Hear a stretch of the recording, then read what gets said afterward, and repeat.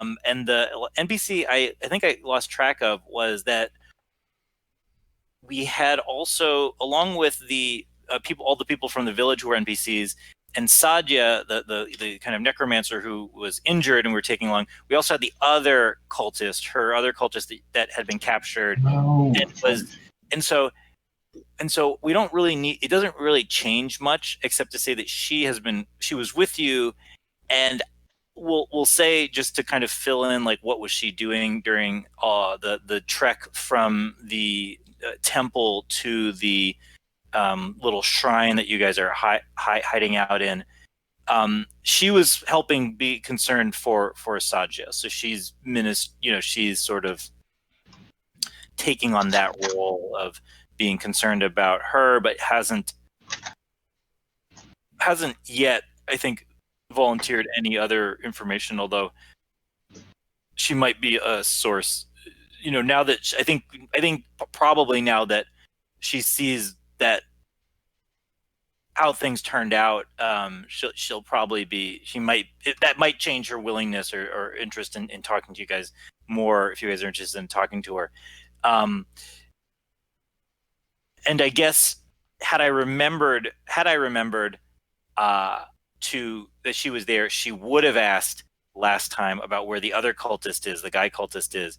But since I didn't remember, we'll say that that's on this NPC's mind the entire trip, but she hasn't asked you guys yet. She figured she'd wait until to ask that question until there was, you guys weren't on the move and worried about being attacked by harpies in the middle of the night. Okay, so we're at the shrine, which, as I said, is on. So important things about the shrine. I think I've sent the map. Yeah, the little map. So it has 2 levels, although the top level has 2 levels, but only one and like exit. Like there's no actual. You could get from the outside. You could kind of get up on those higher levels to give a more of a lookout, but there's no. There's only one entrance to the entire thing, which makes it somewhat defensible, depending on what you're trying to defend against. But and you get there before nightfall, I think is what we said, or it had been. It's getting close to nightfall. So and the other thing was just kind of, I'm looking back at my map of the landscape, which was scrawled on. Yeah, my map is sort of just like scrawled on some legal paper, so it's not like I'm sort of eyeballing the distances here. But basically, the issue is that the temple, and then where it looks like that tower where the harpies are both equidistant from the town, and the shrine you're in now is closer to the harpies tower than is. You've made your way. You've made your way closer to the harpies tower, but haven't really gotten too much closer to town. You're a little bit closer to town than you were at the temple, but it's not that much closer to town. But you are closer to the harpies tower lair. Okay, and then so that's that situation, and then we have the. I think we did the rundown of who is injured and who is not, and there's like a whole bunch of still injured people, but it's really only the 3.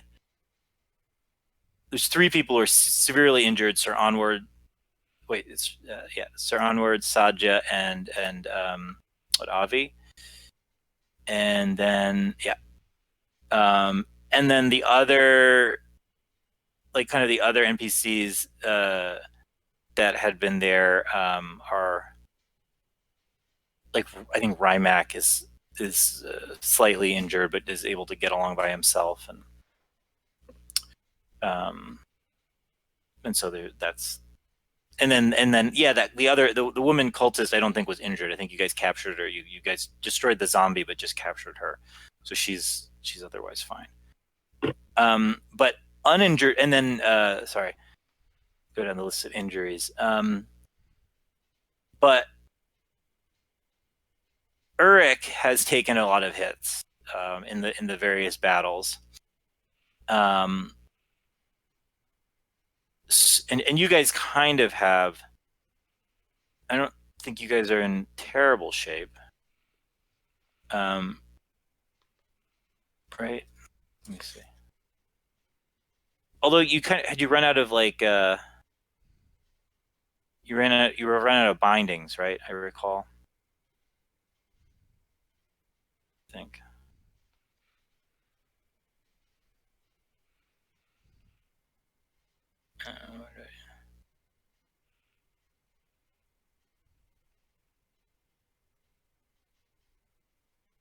Oh yeah.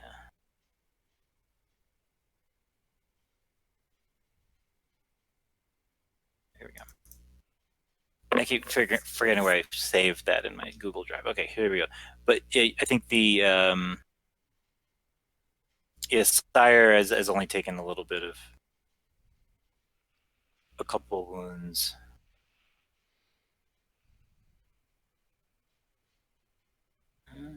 Wrosk.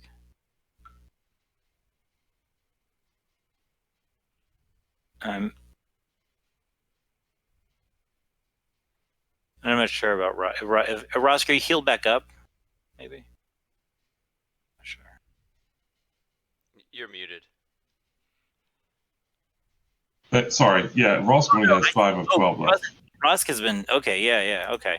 So yeah. So okay. So yeah, that's interesting. So I kind of thought Wrosk was had more hit points than that, but so that's your situation. So you're from here. You're a little bit closer to town than where you are, but you can. This is you can spend the night. It's a definitely a safe spot to spend the night.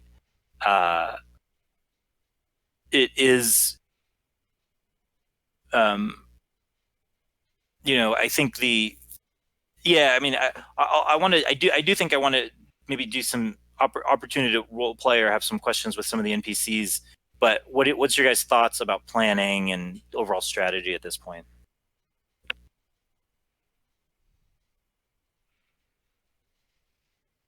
Well, I think one of our general ideas would be at least to have something that would be more safe and defensible. I think, right, as I understood that, one reason why we went here was we thought that, it was getting dark and making the way to town would kind of keep us exposed at night.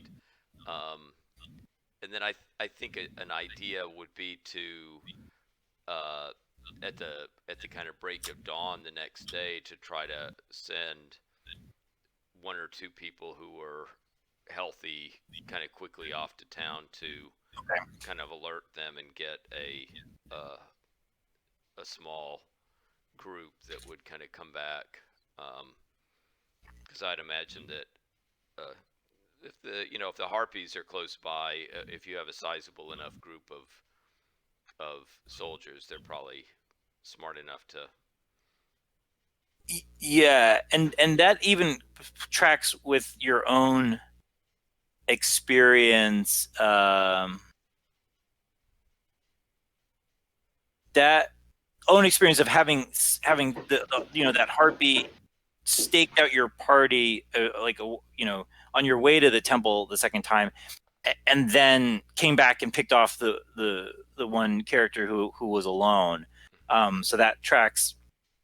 Now the Harpies do know that they did see you kind of come making your way towards this shrine. But again, this is a pretty well, like they know it's a big group and it's pretty well defended too. So So it does seem, at least for this, it seems like a fairly secure, safe, like for now, a safe place. Okay, so I think that plan makes a lot of sense. I think that's good. Let me, sorry, check the healing. It's like where would healing be? Oh, healing. Oh, perfect. Page 46. Okay. Oh, sleeping. Okay, so you get 1 hit point per 8 hours of sleep. Okay. And then you got, oh, healing roots too would be useful.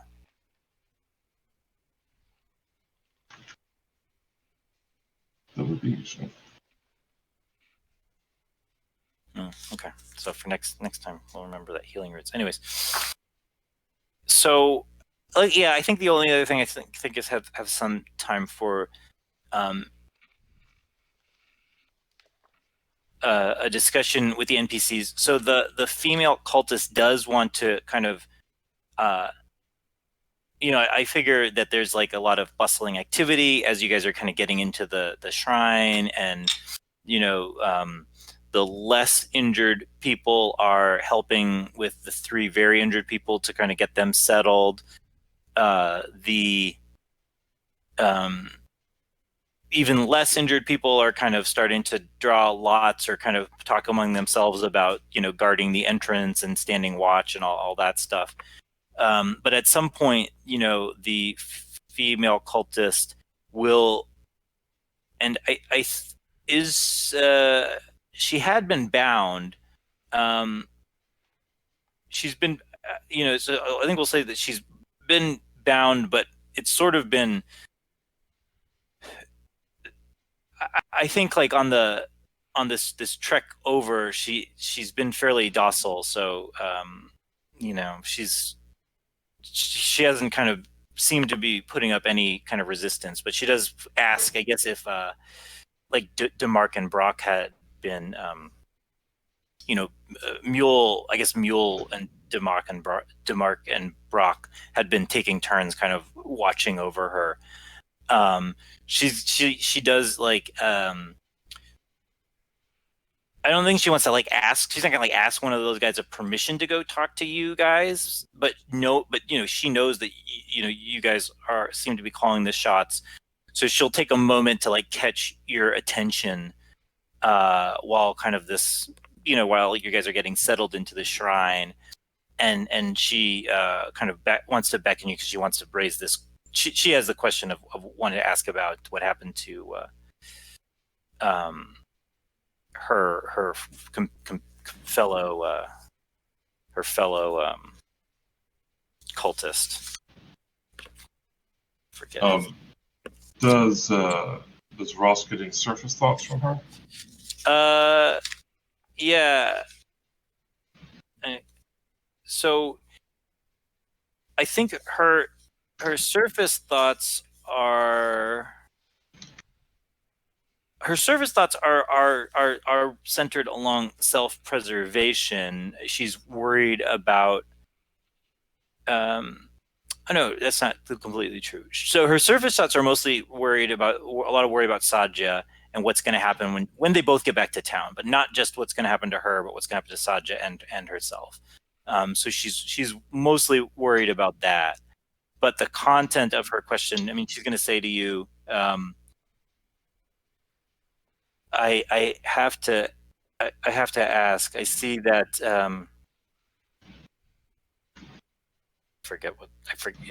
This is again I do have too many NPCs. So I forget what I named that guy, but I don't think he ever gave you his name.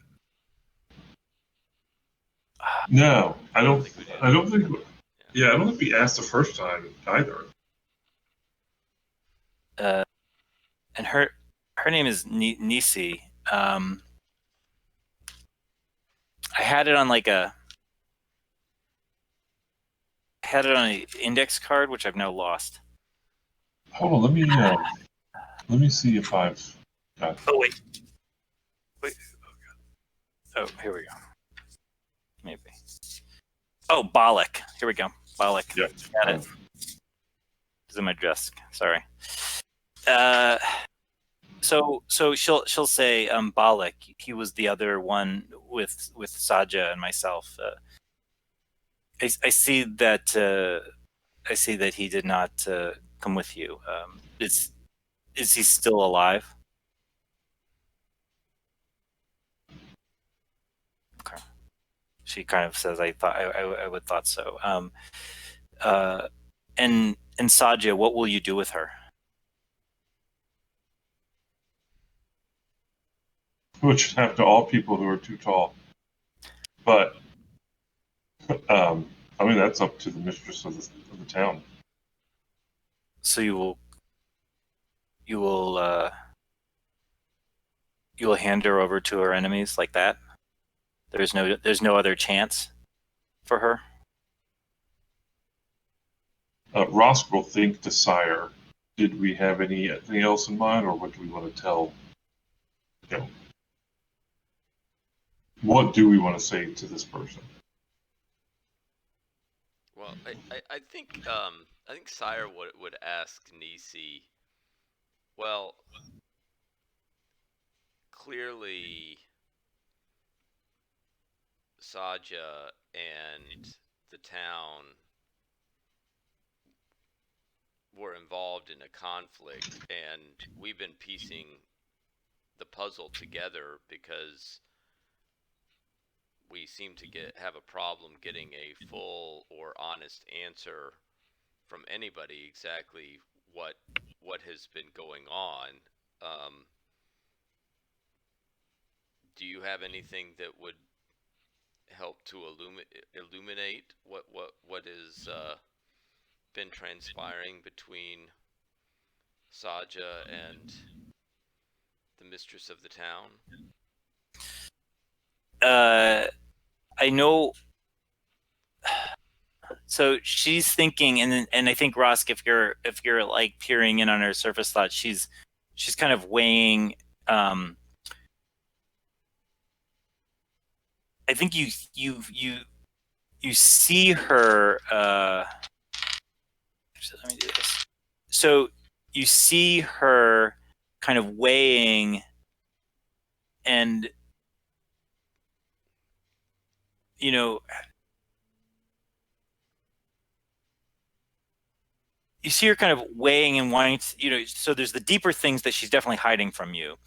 And then like what you're getting on the surface is her like weighing, like, okay, how much of the truth should I tell them that to kind of make it in Saja's favor? So you don't get the sense that what she's saying now is a lie, but you do get the sense that it's she's really being cautious about what's coming to the surface and what's coming out. You're getting a sense there's probably more than what she's saying. But what she says is, I only know what Saja told me. We, we journeyed here together, seeking seeking more secrets of Necros, and it wasn't until we got very near the town that Saja revealed that she had some connection to it.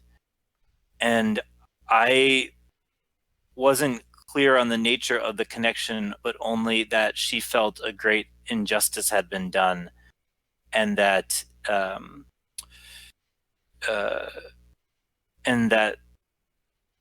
the town, she deserved some type of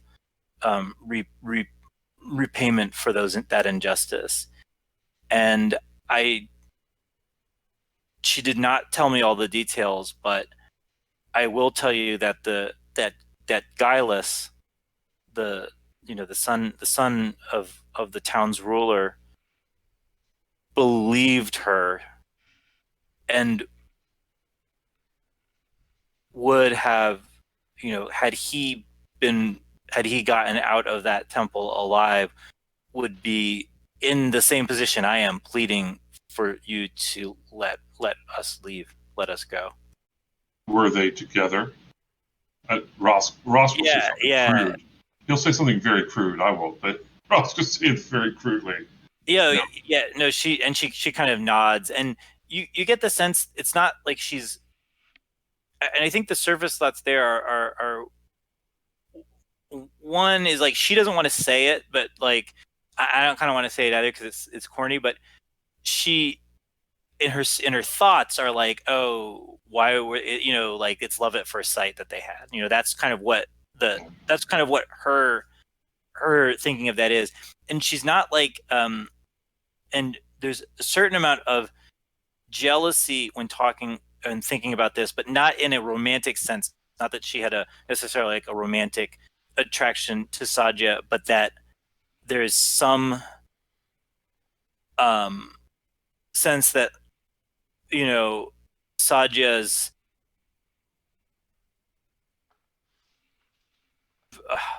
values changed, or this that she was putting, you know, um, that she kind of was like about what Balak had been upset about it was kind of true. She had been putting her personal stuff ahead of what their their I don't want to call it a mission, but I'll say that their mission was their duty. Duty is better than mission. That she had put that relationship ahead of the duty that they had kind of undertaken, their obligations that they had undertaken.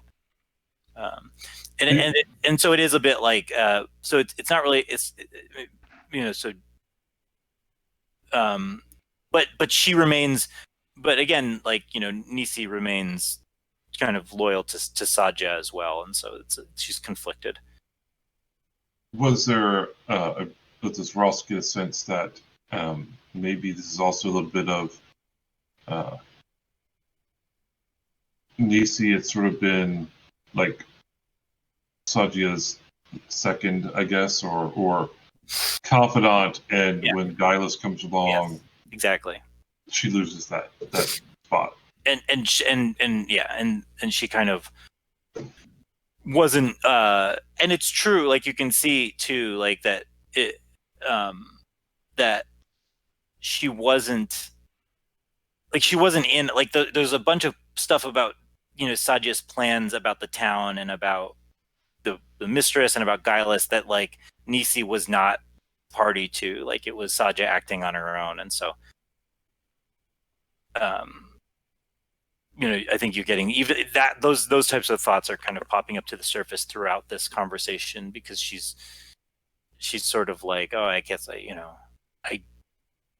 wish I could tell them more, but I actually don't know it. It's sort of something type of thing she's talking, or it's like it's a good thing I don't actually know, because now I know I don't have to worry about telling them. That's what it's like. I don't have to worry about telling them stuff because I really don't know it, and that's kind of she's like, well, like, yeah. So that's the type of surface thought that's happening as she talks to you about some of this.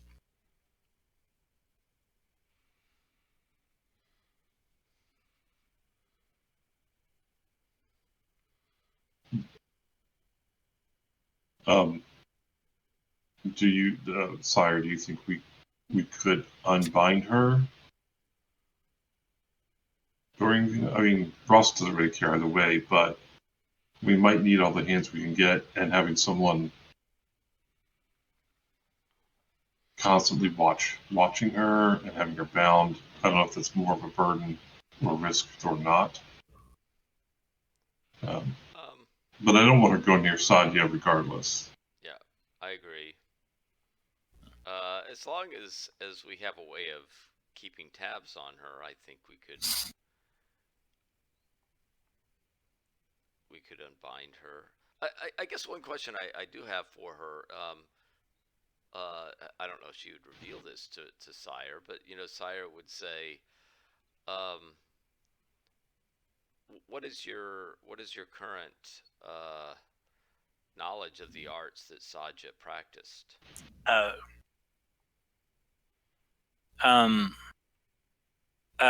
He says, I am I am still an apprentice and have only begun my journey along that path.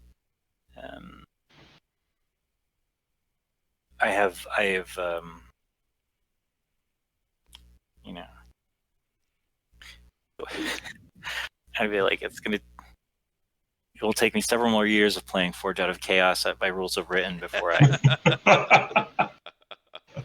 have enough spell points to create a zombie. No, but she says I'm but she'll actually, this is interesting. So she'll say Saja was raised by the, and maybe she's giving too much away, but I don't know, she'll say Saja was raised by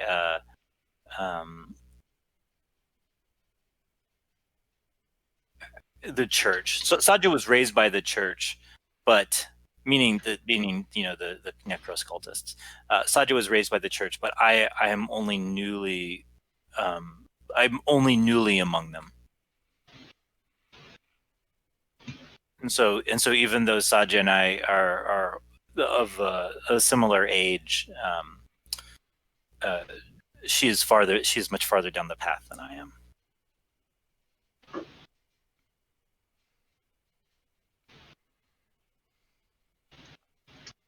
And that's true. Like in Wrosk, if you're checking in, she's not dissembling.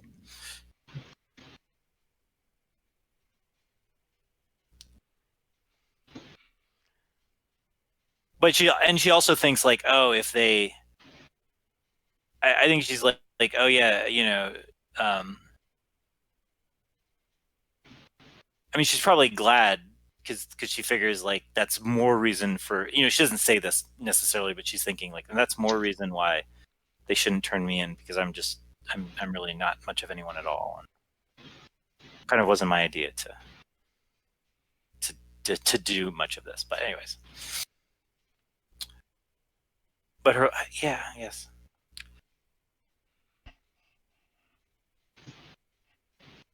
Yeah, so that's good. I think that's all you would get on the surface thoughts. But yeah, but her answer is her answer. Like, yeah, I don't have any special.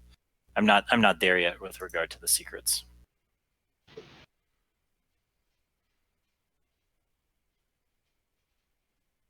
Yeah, but yeah, I mean, at this point, I don't know that there's really much more to get. But Wrosk, I don't see. I mean, she deserves keeping an eye on, but I think I don't see her as a major threat, provided we keep tabs on her. So I suggest this. What we do is we'll talk to the other people who are going to be on guard, and let them know that we're going to unbind her, just to keep an eye on her, but not her near Sadia at all. Mm-hmm. And I even think that we need to put them in two separate parts of the little maze. Yeah. And there's certainly, if you can see in that map, there's like a lot of different like ways to kind of separate people. Or there are even those little rooms that have doors that you could even like plunk Saja into if you wanted to keep her very separate. Okay. So there's enough there. So we think of the and if we think of the people who are more or less in full working order, I mean, including Cyir and that, and Wrosk plus minus, but there's Brock, DeMark, Alyssa wasn't injured, I believe. Even though she had been captured, and so Cyir, and Mule is okay too. So that's like there's like 5 people who are pretty much not injured who can like take turns on watch. So it's enough people really that like everyone is going to be able to get sleep essentially, and do okay with that. So Cyir and Wrosk, you can both get back a hit point. Cyir, you can get back some spell points. Yeah, and I also think I think I need to repair. I have a few points missing from my armor, but I have my field repair case with kits Oh, yeah. to bring that back up. You can repair that stuff. Do you have enough kit to give my armor a little bit of something back to it? Yeah, you have leather. Yes. Yes. I think that it's like I have 45 repair kits that are in the case, and is it a 1-for-1 basis that you get? I think that. Yes. Yeah. Yeah. So how many do you need to bring yours? Well, I'm at 1 of 20, but like if you Yeah. could bring it up to 6 or so 5 of them, I guess. Yeah. Mm-hmm. Thank you. Yeah, yours got ripped, pretty much wrecked almost. Yeah. Well, it's keeping me alive, so I'm not doing too much. That's true.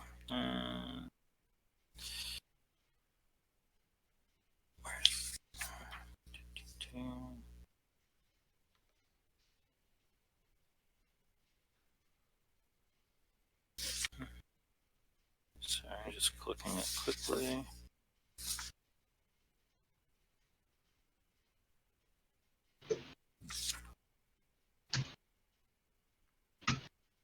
And I guess my spell points would go back up to my maximum. I regenerate 5 points for 2 hours of sleep, and I'm down 12 points. So. Oh, for sure. Yeah. You'd go up to max.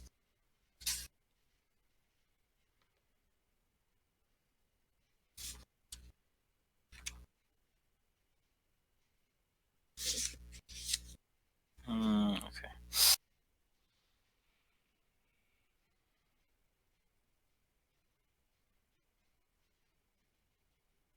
Okay.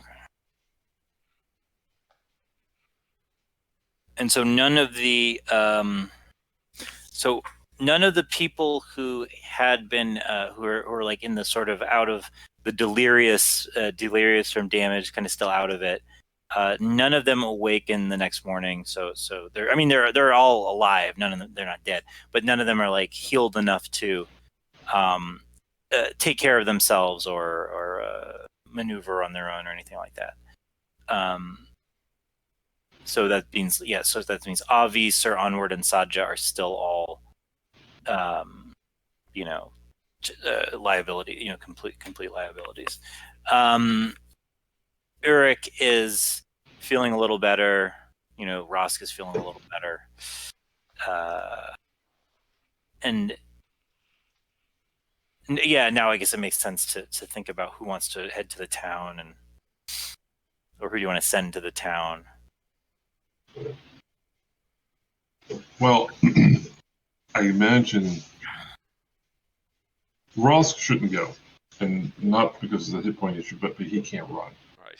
So he'd be a liability on a quick trip. Yes, he can track pretty well, but it would still be normal, relatively a fast walk is the best Ross can do. Yeah. And Ross definitely will talk to Cyir. On the one hand, sending Uruk back makes some sense because he's a decent warrior and he's sort of the leader of the town aspect of the expedition. But at the same time, I don't trust him what he's going to say when he gets back, or even, for that matter, that he would necessarily say, "Oh, I don't know what happened to them," or blame us for Guileless's death, or any number of things. The guy seems a little slippery to me. Yeah, I agree. So who do you think? I mean, do you think Mule? If Avi were up, I would say send Avi, but yeah, Mule and maybe the lady who was. I'd give her my bow. She was a hunter, right? Like Abel. Yeah, oh yeah, Alyssa. Yeah, Alyssa can handle herself. That's why she went on the original thing. So yeah, she could. Yeah. Yeah, so she needed my bow. I could give that to her. Um, and I have 12 arrows left too. So like the two of them, or maybe three, Yule, Alyssa, and one of the two brutes that we brought along, the brute squad. Yeah. I feel Mark, like DeMark, and Brock. yes, right. Like I feel like three of them would stand a good chance of either fending off a harpy attack or just the harpies looking at them and say, "Oh no, that's too much trouble." Two people might still be a tempting target. Yeah, that's what Ross thinks. Do you think Cyir should go, or that he should Yeah, stay? I mean, I mean, that would also probably be a good idea. Um, so that they know for sure, so that one of us can be there to relay accurate information. Right.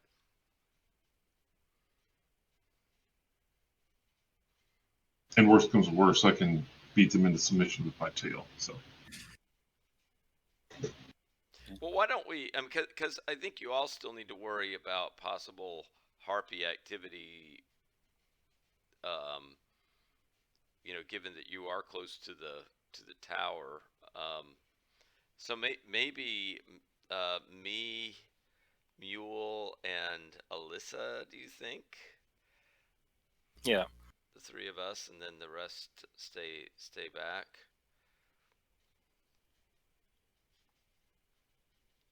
Yeah, and that gives you the two. That gives the guarding Rosk, DeMark, and Brock, Urich, who's kind of who's injured, but is up and about, and then Nisi.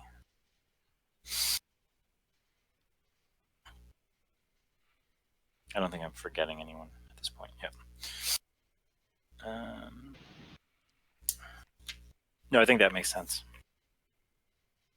that's a good idea.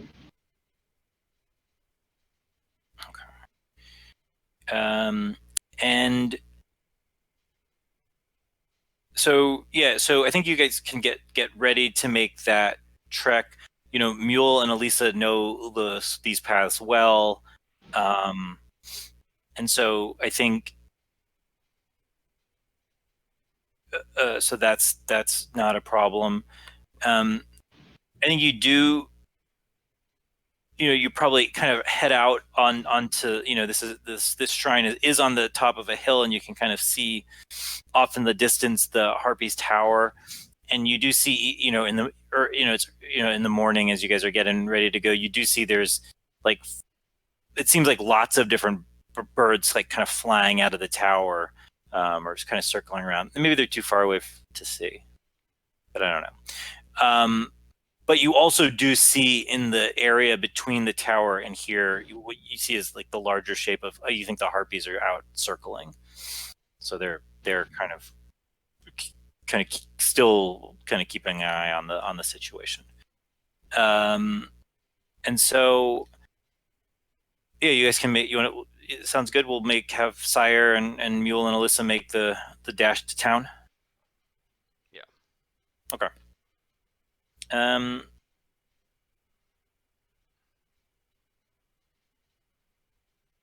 So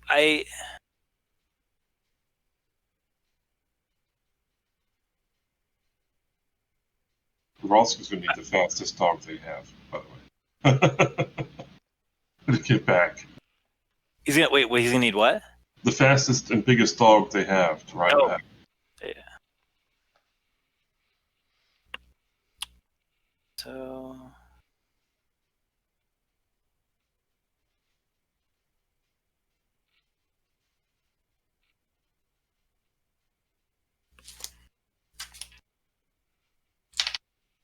Okay.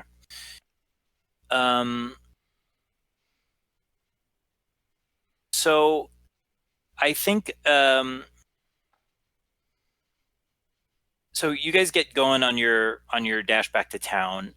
Mule and Elisa have know a pretty good path because, as I said, this shrine is sort of known to the people of the town who especially who spend time out in this in these hills in this area. Um, I think that we'll say you're trying to make good time. You're also trying to like keep an eye on the skies because you know that the that the harpy has been out there, and I think as we determined last time, there's for like surprise or whatever, there's no is that observation skill which you don't have, Cyir. But I think then go by what makes sense for the what makes sense for the encounter based on everything else that's going on. So you do manage, and you do have good vision, so keep that into play. So you do notice, kind of you're kind of keeping track that like every once in a while you'll be looking up and you'll see like the harpy's still like circling sort of nearby. And after you guys have been gone a while, and you think you're now at about a point where you're like at that halfway point back to town, it would be your estimate. You notice that you kind of had lost track of the harpy for a little bit, and then you notice it's coming a lot closer and seems to be kind of coming down to attack one of you guys. So what do you want to do? And you'll have it. So you have like a range, like you're catching it before it's in range. So you guys have an action or a round to like do something about that before it closes. What is around us in terms of the terrain? Are there trees or bushes or? Yeah, I think it's picked. I think it has picked and to kind of come in now. When I think you guys are, we'll say that like this is kind of the you're at a sort of an you're like I think you're like on the kind of cresting a ridge, and so it's sort of exposed, but there are the track you're following like a hunter's track or like a shepherd's path. The track you're following goes down into a more of a an area where there are bushes and there's more cover, but right where you are now is sort of this more exposed ridge on the top of the hill.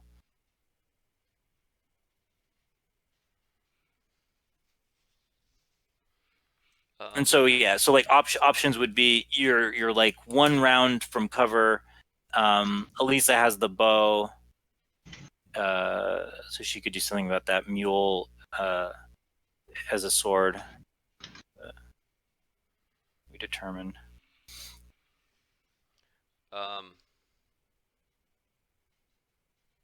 Did Mule also have a bow?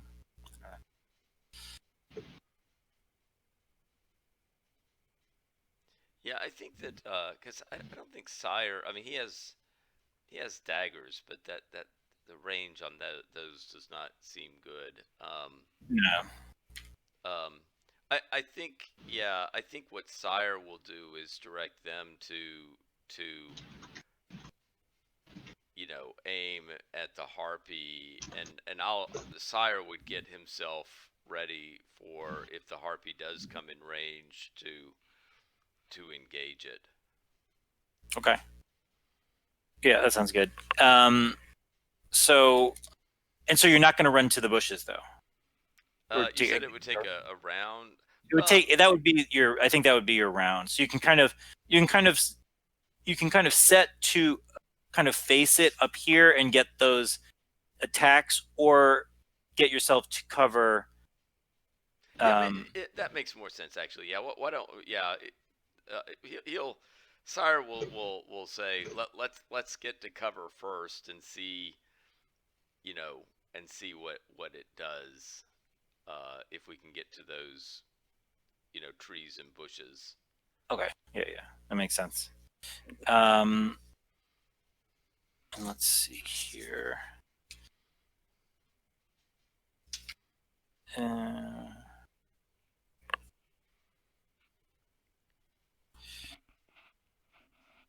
If Cyir has a chance, he had that bag of gems. I think he would also, while he's running, if he can grab in a couple of the gems to throw behind him and leave up in the open. Okay. Thinking, I don't know if harpies are attracted to such treasures.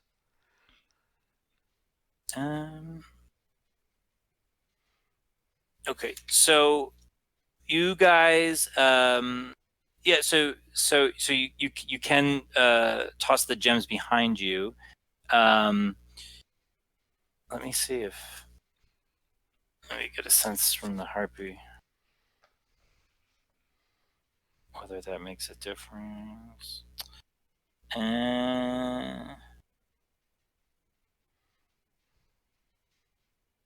Okay, so so Cyir, you get down into the bushy area of cover first, and then with Elisa and Mule kind of coming up behind you, they're not as fast as you, but you're all able to kind of get kind of down underneath the bushes, and the harpy doesn't land, so it kind of buzzes by where you're all kind of taking cover, but then swings by you, and is going, and then but now we'll be able to like wheel around and try to kind of, yeah, I think that, so I think the idea is that you guys are undercover, so now if it wants to get at you, it has to land, and I mean, I think that's like the point. If it wants to get at you, it has to land and attack by while being on the ground, and it doesn't want to do that. So it kind of goes up and is circling more, kind of circling with you guys there, but isn't kind of coming any closer as long as you guys are kind of staying in the cover there. Now, is it possible for them to get some type of place where they could shoot out from undercover? Yes, yeah, they could, yeah.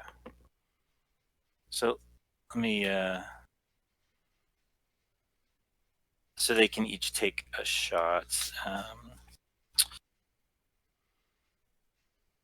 me just check with the. Yeah, and I also check on the range of one of my spells.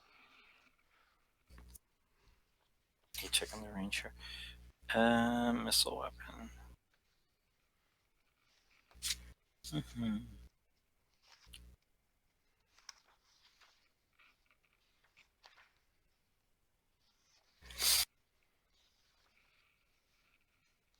Okay.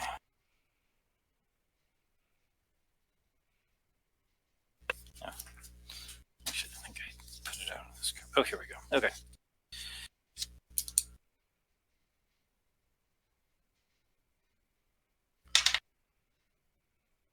Okay.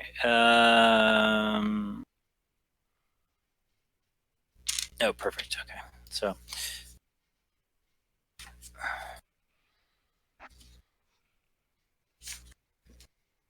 Make Game Master screen out here. So.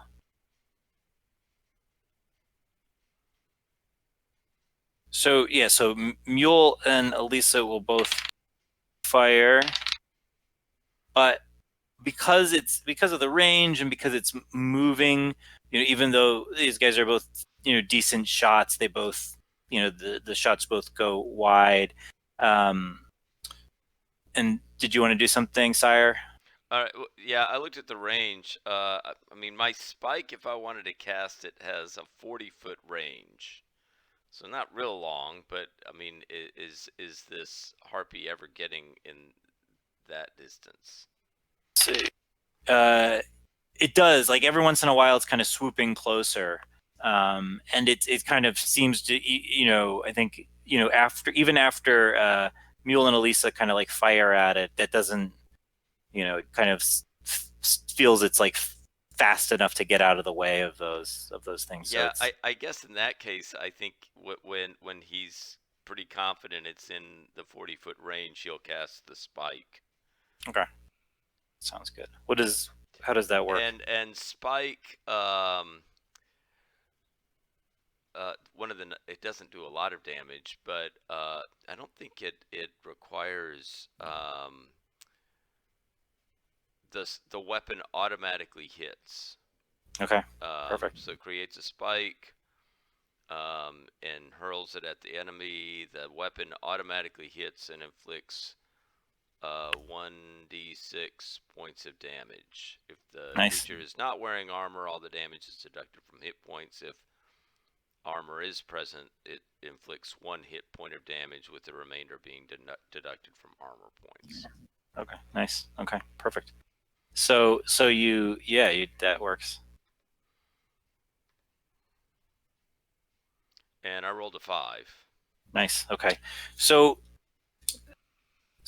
the spike kind of flies out, and what is that? What do you think that does the spike kind of come out of thin air? Is it? I think because I have this component of I think this is like my manticore spike. Right. So Yeah, I yeah. think it's almost like I peel off like something from the manticore spike, and so this kind of thing that kind of looks like something like a manticore spike appears off of it, that I then hurl at the harpy. Oh, it's beautiful, and it has that unerring aim. It's like kind of. I don't. I like. I guess I like it. The idea, not that it like moves, but that it just kind of gives you like that mystical sense of like where it's going to be, like where the harpy is going to be at the right moment, and so you kind of lead it exactly right, and it goes right through the harpy's like upper shoulder, and the harpy screeches out in pain, and then kind of takes off. Is now much farther up. And retreating, so kind of going to a much higher elevation, and then flying away, and you guys can kind of you can from cover can watch it as it leaves, so it's backing off, and so you're able to kind of get back to the task of getting back to town without much more bother from him or it. But I think you probably will maybe travel a little more slowly or a little more cautiously for the rest of the just even though you haven't kind of keep looking out for it, and also then maybe saying like, oh, let's avoid let's stay closer to cover if we can. Right. Yeah. And Mule and Elisa are like, oh yeah, sure, we'll do that. Okay, so that sounds good. So I think that was you otherwise get back to town with no issue, and the town is so it's you guys we're making a point of traveling faster, so even with that delay from the harpy, you're getting there before midday. You really did make good time, and the reception when you guys get to town is people are happy to see Elisa, who has been gone for a while, and people have been really worried about. But then also people are kind of coming up to her and Mule and saying, well, where's everyone else? Mule is sort of saying like, oh, we'll let you know we've got to talk with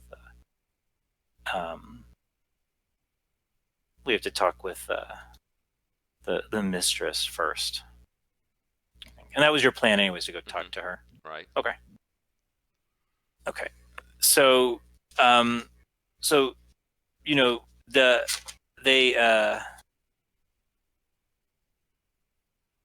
Mule, I guess Mule can probably arrange it. He can go talk to the people, her like minders or her, her guard, and like, she's to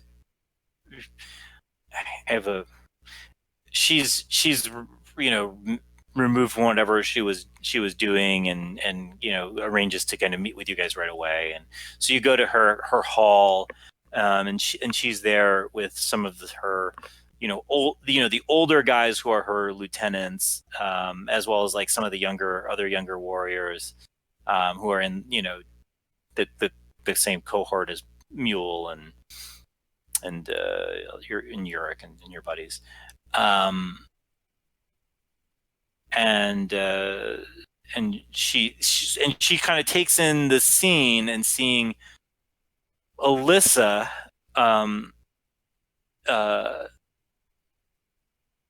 I think she'll ask Alyssa, where is my son?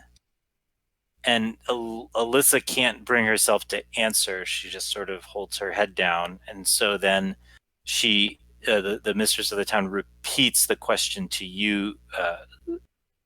Oh no, we'll be more dramatic. She repeats the question to Mule, who also holds his head down, and then she repeats the question the third time, then looks at you, Cyir, and says, "Where is my son?" I think on this question, Cyir, I mean, he's not going to totally withhold the truth. I mean, he'll say that there are we did find your son, that there were things lying in that temple which would have been best left buried, but they had been uncovered, and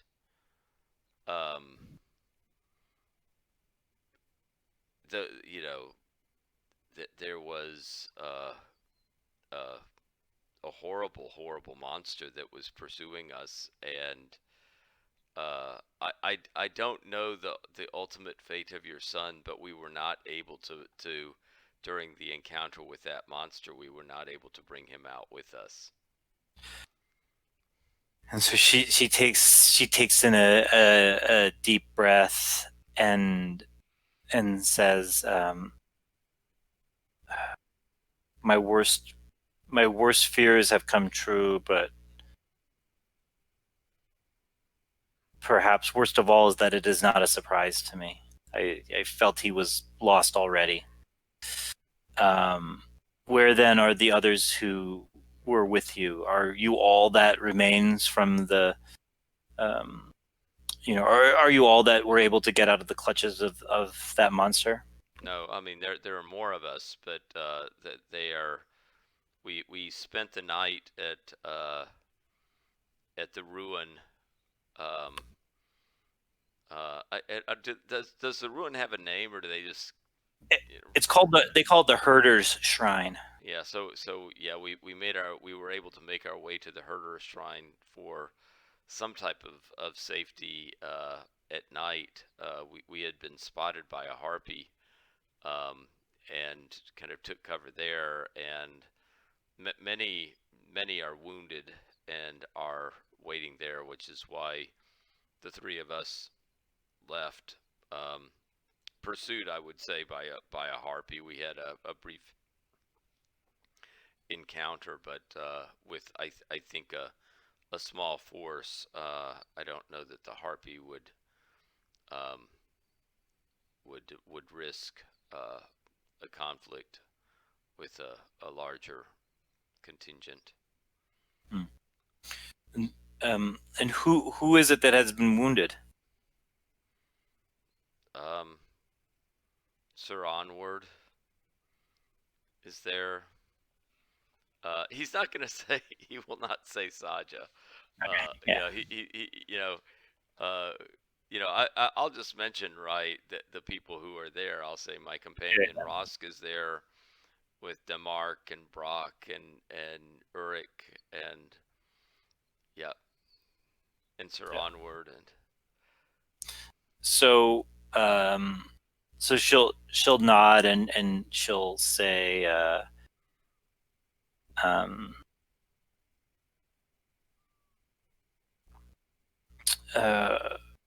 you know, it is true, you know, it's true that, you know, I agree, we must we have lost too much already. We must not lose more of our hunters and warriors.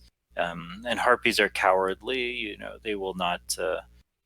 You know, they will not attack. They will not attack warriors moving in force.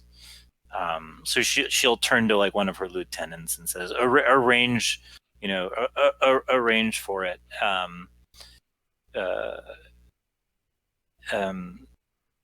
You know, will you?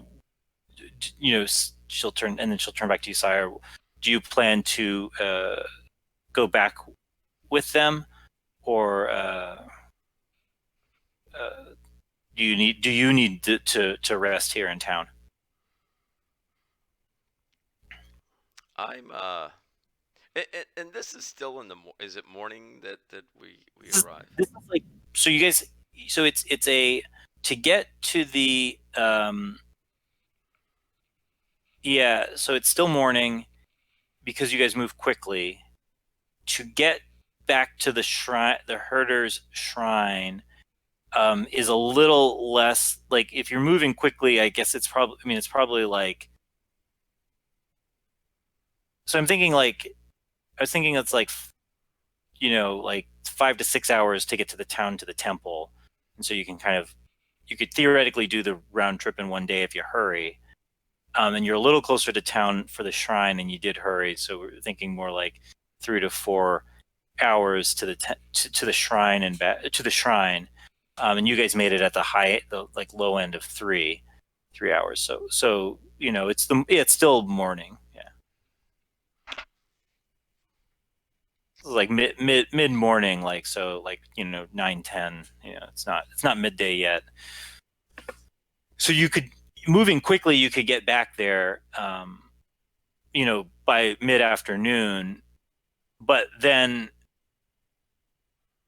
moving slowly with the whole group might not be able to do the full round trip before nightfall. But if you're moving with a big enough party and have torches and everything, you might be able to do it. And it's is still the path to the herder's shrine is known to many people of the village. So like many of them would be kind of familiar with it. So so it's possible to be mostly traveling during the day, and kind of do it all in one day. This is what I'm saying. There's a long lot of words to kind of make that basic point, that it's definitely possible. Yeah, so I think Cyir will go back with that crew to go back to the shrine. Okay, that sounds good. And especially, I think, because I think, you know, we didn't talk about this, but I think it makes sense that the people back at the shrine would be kind of getting prepared to be on the move on a fairly quickly if needed, you know, so they're kind of, you know, getting ready to kind of not, you know, to be ready to go when they need to go. Yeah, for sure. Ross would make sure that everyone is well rested and as well fed as they can be, and you know, tightens up their laces and whatnot, is ready to go at a moment's notice. So Mule and Elisa stays. Mule will go back with you. He'll be one of the guys who goes. I'm gonna create more NPCs to go with you. Sorry. So the one difference, I think we got 3 guys again who was are in Mule's cohort, or that like young men cohort. And then this time a little different though is that you now have one of the older generation guys. So not probably not as old as the mistress of the town, but closer. So like her, one of her lieutenants, one of her like advisor, like the, I don't know, like the counselor or whatever, the advisor. And his name is Varnak, and he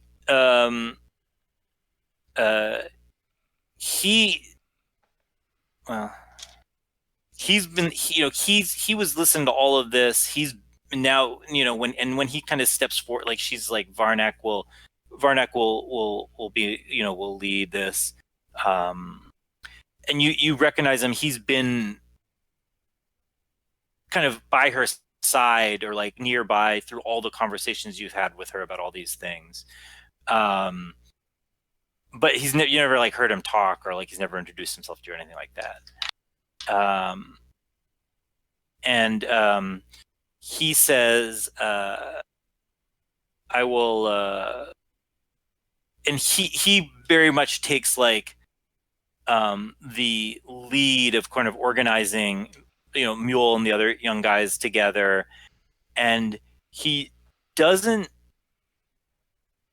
and he basically treats it as if Cyir is not there. As how I think his approach to Cyir, like he doesn't like appear to mind that you're with them, but it's definitely like he's not like asking you about, like he's not like kind of conferring with you about any of this, and it's sort of like up to Cyir to like keep up with them, and like not like literally, I mean, like you can physically keep up with them speed, movement rate wise, but it's up for you to just kind of like kind of keeping yourself with them, because they're not, Varnak isn't like, like taking you into his confidence, and Mule is a little torn, kind of having some, goodwill and connection to Cyir because of what all that you guys have been through, and because of your original really positive reaction roll with him. But he's also now in this position where, Varnak is someone he needs is much more in his normal, much more clearly, like Varnak is an authority he needs to pay attention to, and in a way that Uric wasn't, even as more of a peer. So Cyir, you're kind of picking up all this based on just kind of body language within the first couple minutes of this plan coming into shape and this being organized, if that makes sense, right?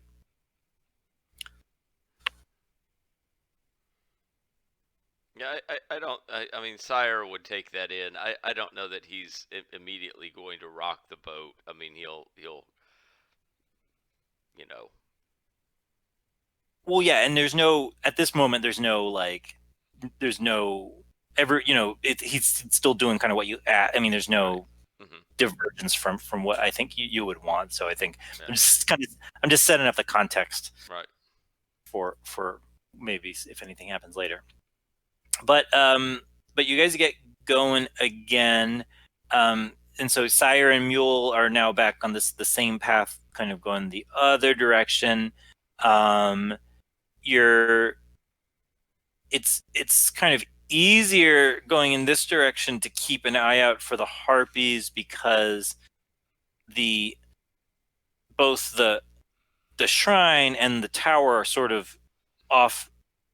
You can kind of see that whole area, and so you do every once in a while you do catch a glimpse of like some harpies circling, but not coming close, not really coming that close, kind of really keeping its distance this time. Okay. I feel a little bad for leaving you completely, Wrosk. Was there anything, Wrosk, you wanted to do, or any other things you wanted to talk to, or while this is going on? Wrosk's main goal, other than staying alive, was to keep Yurik in line if he had to. Oh yeah. And keep Nissi away from Sadia. Yeah. And to do that, Wrosk probably would have tried to keep them all focused on staying guard, keeping well fed, preparing to leave. He would have just kept them doing busy work. Yeah. And just mentally, but he would make sure that, he would check on Nissi. He wouldn't have a watch, but on a regular basis, he would check on Yurik on a regular basis, just to walk past them and sort of mentally feel their thoughts. Sure. And I think like that. I think that's a good point, because or that's interesting. Or I can now give this information. So Yurik, and this may be going back a little bit in time. So if if you're checking in on Yurik like that, you get the sense that he's worried on some level. He's worried that he didn't go back because of what you guys were worried about. Like, oh, he kind of would like to have like been there to kind of help spin the story, but he's also glad because he's recognizes he's injured and is kind of doesn't want to really wants to be out of danger. So he's kind of basically happy to be out of danger at the moment, and is worried about what it might mean if he had to stand and fight again, because he's not, he's had some pretty he's had it kind of rough. He was down to like 1 hit point at one point, so he's he's kind of like looking at Avi and spending a lot of time near Avi, and like that's also kind of weighing on him as well. Like his, he feels bad about what happened to Avi. Ross will also walk past Sadia from time to time. Oh, sure, yeah. To make sure she isn't playing possum. Oh, good, yeah. No, she is still out of it, and this isn't like maybe stretching the definition or limits of the telepathy power, but you can Avi seems to be closest to kind of coming out of it, whereas Sir Onward and Sadia are still kind of more deeply impaired. Avi every once in a while is kind of having, exchanging a couple words with Yurik and then kind of passing out again, but Sadia and Sir Onward are not. Okay. So that's that, and then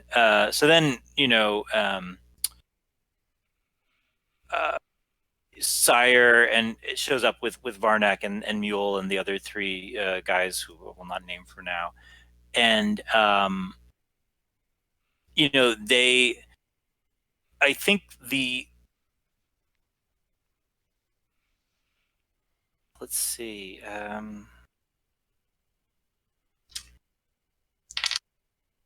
Okay, and so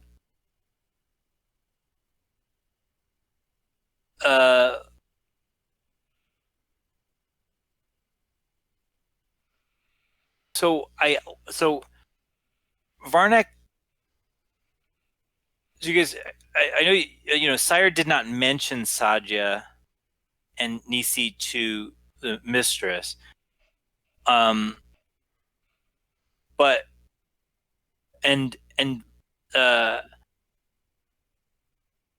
I want to say that, like, Varnak's going to show up. He again is going to start to like take charge. He's going to go. He's going to get Yurik and say, like, if we hurry, we can get back before sunset, but we'll have to move quickly. He's telling, I guess you guys have probably brought supplies to make 3 stretchers or litters so that you can so that the wounded people can be carried. but he doesn't notice. Like it becomes pretty clear to you, both Cyir and Wrosk, even without like telepathy, that he's not he doesn't notice that like Nisi and Sadia are not like people from the village, or like he's treating them like he's not. He doesn't, because Nisi's not in. He's not bound, even though they're dressed in like different clothing. Like, so are you two guys. So he's not. He's sort of just kind of not paying attention, or he's not picking up on any of the clues that would be that he's not treating them any differently as anyone else. And then if Ross you can kind of peek in, and he's not he's not glommed onto the fact that they're not people from the village.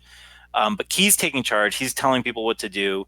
Uric and Brock and Demark are now all kind of doing what he says. They're getting the litters ready. They're getting ready to go. People are having like a last, they're kind of, the three new guys are like talking with Demark and Brock and getting the story from them. But no one is again conspicuously like it seems like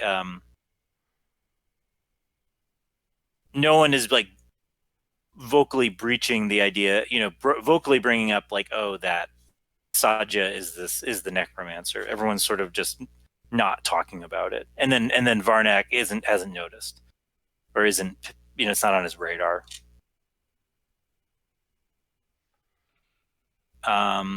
So anything you guys want to do, or just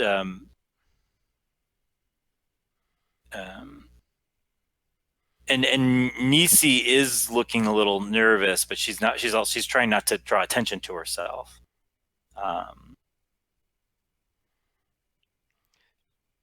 I mean, I think Cyir would let Wrosk know how the meeting went at the town, and would say, well, I was asked about her son, the mistress's son, and I revealed that he had been, that we were fleeing from that kind of beast from down in the depths that had come up, and let her know that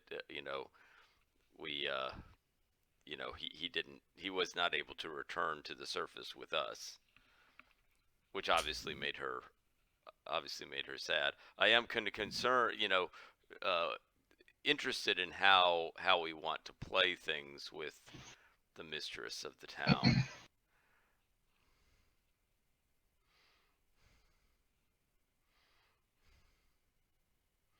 Yeah, that's a good question. I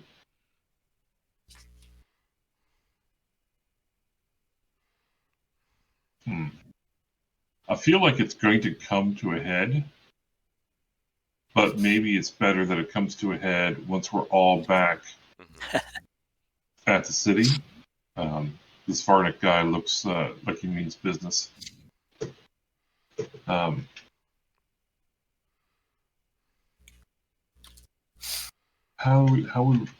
Well, I think Ross' thought is this.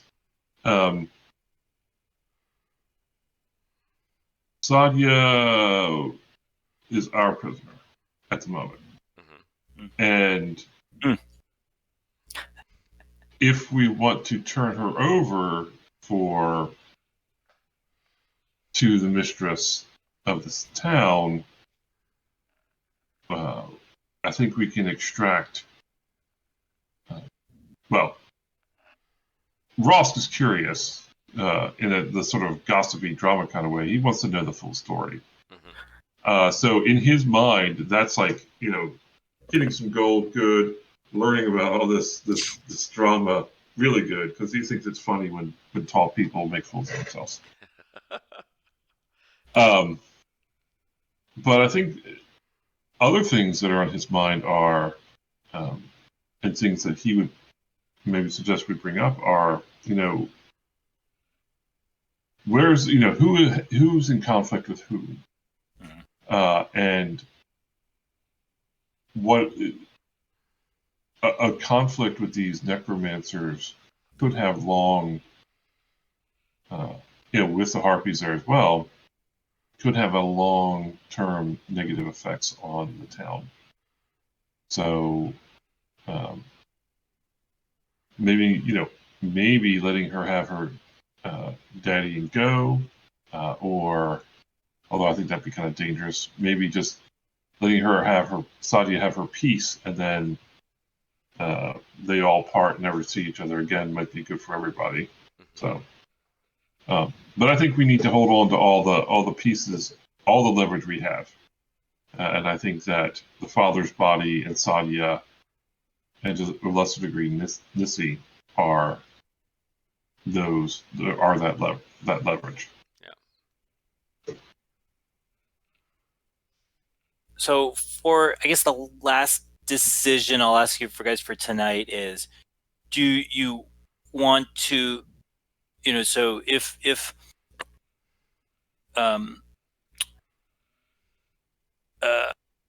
without intervention by you guys, if you guys just kind of let the next piece happen the way the NPCs are going to want it to happen, Varnak's going to arrange for you guys to get going, and you'll head back to town, and you'll kind of arrive in town with,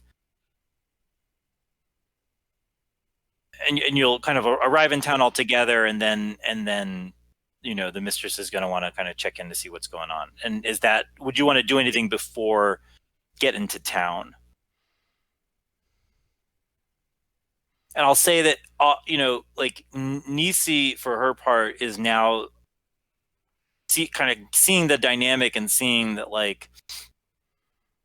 is trying to hang out with you guys, because she's still seeing you are the people who aren't part of the town, and so are,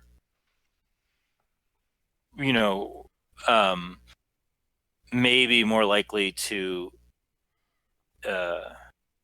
and you guys aren't part of the town. You guys saw the whole picture, and maybe aren't as likely to throw her under the bus as Uric or some of the others. Or certainly, she's keeping her distance from Varnak for sure.